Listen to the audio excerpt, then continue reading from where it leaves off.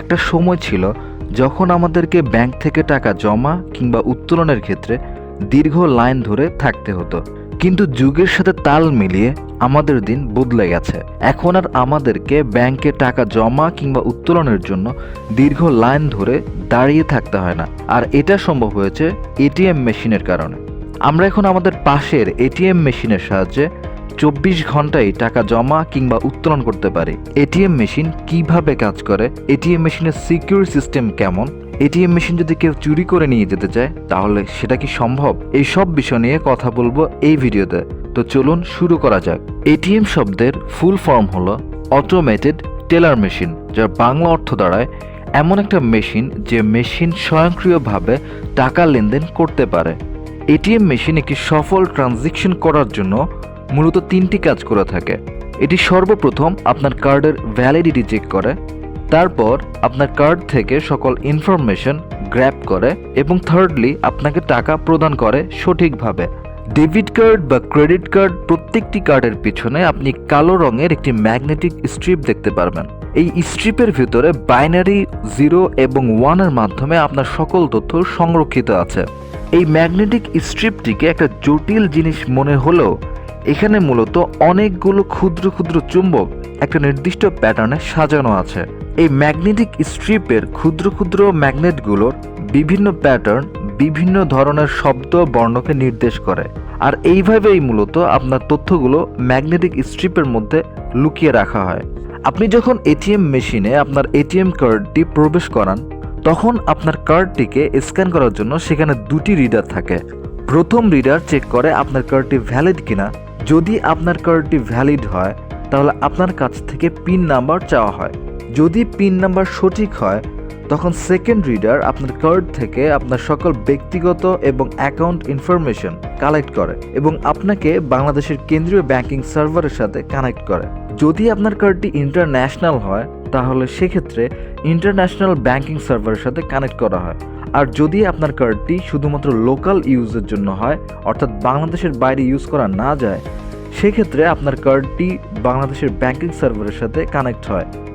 তারপর বাংলাদেশের কেন্দ্রীয় ব্যাংকিং সার্ভার আপনার নিজস্ব ব্যাংকের সাথে আপনাকে কানেক্ট করে। যখন আপনার কার্ড থেকে পাওয়া ইনফরমেশন এবং ব্যাংকিং সার্ভারে থাকা ইনফরমেশন ম্যাচ করে তখন ব্যাংকিং সার্ভার এটিএম মেশিনকে আপনাকে টাকা দেওয়ার জন্য অ্যাক্সেস প্রদান করে। এটিএম মেশিনের মধ্যে কতগুলো ভল্ট থাকে, এই ভল্টগুলোতে টাকা রাখা হয়। 1000 টাকার ভল্টে শুধুমাত্র 1000 টাকাই রাখা হয় এবং 500 টাকার ভল্টে শুধুমাত্র 500 টাকাই রাখা হয়। একটি ভল্ট খালি রাখা হয় টাকা জমা নেওয়ার জন্য। ধরে নিলাম আপনি 5500 টাকা তোলার জন্য ইন্টার বাটনে চাপ দিলেন, তখন এটিএম মেশিন 1000 টাকার 5টি নোট এবং 500 টাকার একটি নোট ভল্ট থেকে তুলে নিবে।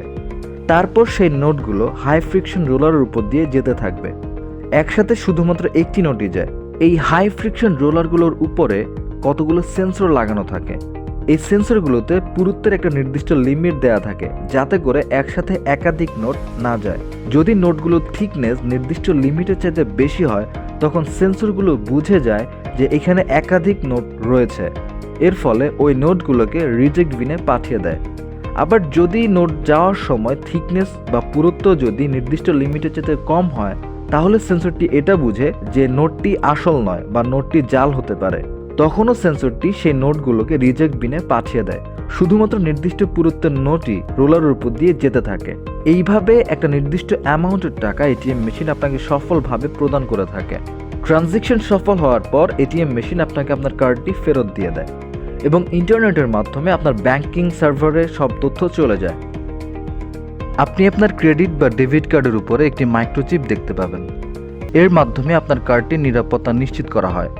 এই মাইক্রোচিপটি না থাকলে যে কোনো সময় আপনার কার্ড থেকে টাকা চুরি হওয়ার সম্ভাবনা থাকে, কারণ ব্ল্যাক স্ট্রিপের মধ্যে লুকিয়ে রাখা তথ্য যে কোনো সময় চুরি হতে পারে।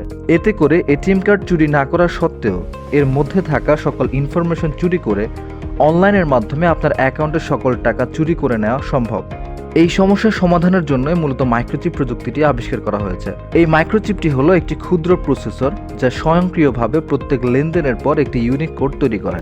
যে কোনো ট্রানজ্যাকশনের ক্ষেত্রে পূর্ববর্তী ট্রানজ্যাকশনের সেই ইউনিক কোডটি কাজে লাগে এই ইউনিক কোডটি না পাওয়া পর্যন্ত ব্যাংকের সার্ভার টাকা উঠাতে দেয় না। এই ইউনিক কোডটি এনক্রিপ্টেড করা থাকে। ইউরোপে মাস্টার কার্ড এবং ভিসা এই তিনটি কোম্পানি মাইক্রোচিপ আবিষ্কার করেছে বিধায় এটিকে সংক্ষেপে EMVও বলা হয়। আবার কেউ যদি সম্পূর্ণ ATM মেশিন চুরি করতে চায় তখন কি হবে? কারণ ATM এর ভল্টের মধ্যে প্রচুর টাকা থাকে। পুরো ATM মেশিনকে চুরি করে নেওয়া সম্ভব এবং সেটা থেকে কি টাকা উদ্ধার করা সম্ভব? উত্তর হলো এটা অসম্ভব। ATM মেশিনে অনেকগুলো সেন্সর লাগানো থাকে। কেউ যদি ATM মেশিনে জোরে আঘাত করে বা ড্রিল মেশিন দিয়ে ছিদ্র করে অথবা আগুন জ্বালিয়ে দেয় বা টেনে নিয়ে যেতে চায়, যাই করুক না কেন সাথে সাথেই ATM এর সেন্সর সেটা ধরে ফেলবে এবং সাথে সাথে অ্যালার্ম বেজে উঠবে এবং ব্যাংকের সকল শাখায় সেই তথ্য চলে যাবে। ATM মেশিনে GPS সিস্টেম লাগানো থাকে। কেউ যদি পুরো ATM মেশিনটি নিয়ে যেতে চায় তাহলেও সে পারবে না, কারণ GPS ট্র্যাক করে খুব সহজেই খুঁজে বের করা সম্ভব।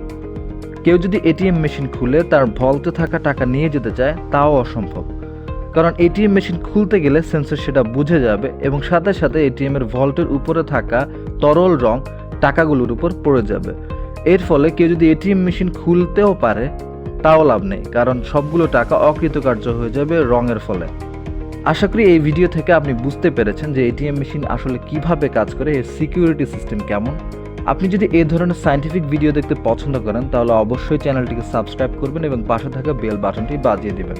আর এই ভিডিওটি যদি আপনার ভালো লেগে থাকে তাহলে অবশ্যই লাইক, কমেন্ট এবং শেয়ার করবেন। ধন্যবাদ। আসসালামু আলাইকুম।